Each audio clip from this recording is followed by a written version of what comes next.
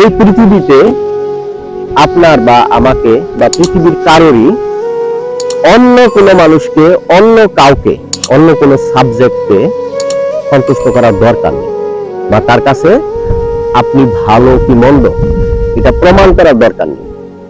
তো আমাদের সমাজে আমরা কিন্তু দেখি যে অপর মানুষের কাছে, অন্য মানুষের কাছে, ঠিক আছে, মানে পৃথিবী, মানে আপনি একজন মানুষ, আপনি আরেকটা মানুষের কাছে নিজেকে ভালো প্রমাণ করার জন্য সত্য মিথ্যা এগুলির আশ্রয় নিয়ে মানে একটা প্রতিযোগিতায় কিন্তু নেমে গেছে।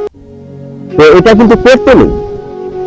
আপনি যে কাজটা করবেন বা আপনি যে কাজটা করব, সেটা হচ্ছে যে আল্লাহর কাছে আমাকে যে সৃষ্টি করেছেন, এই পুরা পৃথিবী বা দুজাহানের মালিক যিনি, তার কাছে যদি আমরা ভালো হতে পারি বা তার কাছে যদি আমরা ভালো প্রমাণ করে যেতে পারি পৃথিবী থেকে, তাহলে কিন্তু আমরা সার্থক। তাহলে কি দাঁড়ালো যে অন্য কারোর কাছে বা মানুষের কাছে নিজেকে প্রমাণ করার দরকার নেই।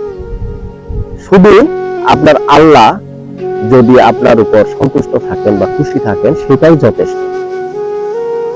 এই প্রসঙ্গে কোরআন শরীফের একটা সূরা বলি আপনাকে, এটা হচ্ছে সূরা আসর। সূরা আসর, আসর মানে সময় বা যুগ।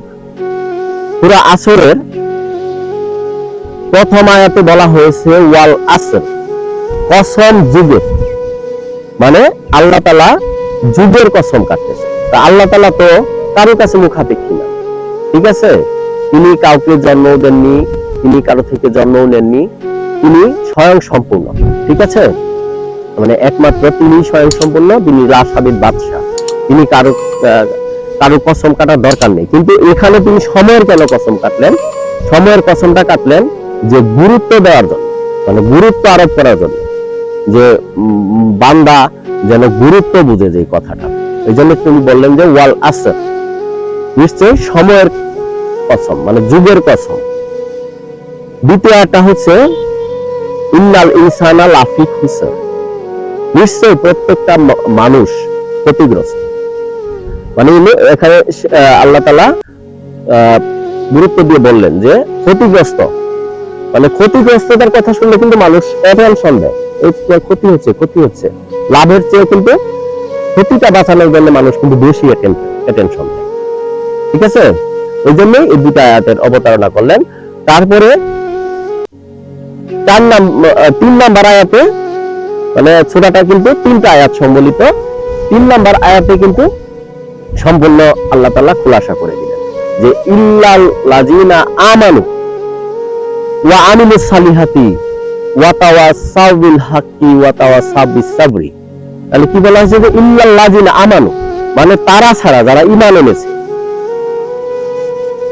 এবং যারা সৎকর্ম করে। ইন্নাল লাযিনা আমানু ওয়া আমিলুস সালিহাতি, মানে সালিহাতি মানে সৎকর্ম, যারা সৎকর্ম করেছে। ওয়া তাওয়াসাউ বিল হাক্কি, মানে পরস্পর পরস্পরকে তাকিদ করে হকের বা সত্যের তাকিদ করে, মানে সত্য কথা বলে। যে আমি যে কথাগুলি বলতেছি এগুলি কিন্তু হক কথা, হকের কথা, সত্যের কথা, ঠিক আছে।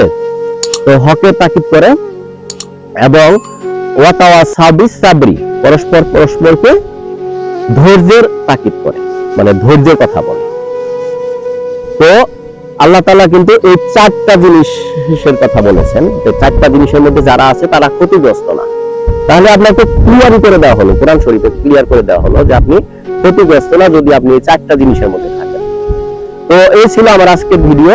4টা জিনিসকে আমি আবার বলি আপনাদেরকে। প্রথমটা হচ্ছে ঈমান, দ্বিতীয়টা হচ্ছে সৎ কাজ, তৃতীয়টা হচ্ছে সত্য, চতুর্থটা হচ্ছে ধৈর্য। এই 4টার মধ্যে যদি আপনি থাকেন তাহলে আপনি ক্ষতিগ্রস্ত না।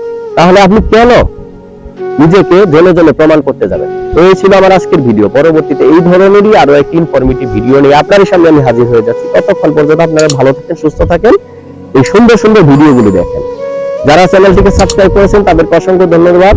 যারা পেজ থেকে দেখতে, পেজটাকে ফলো দিয়ে রাখেন। Thank you for watching. আল্লাহ হাফেজ।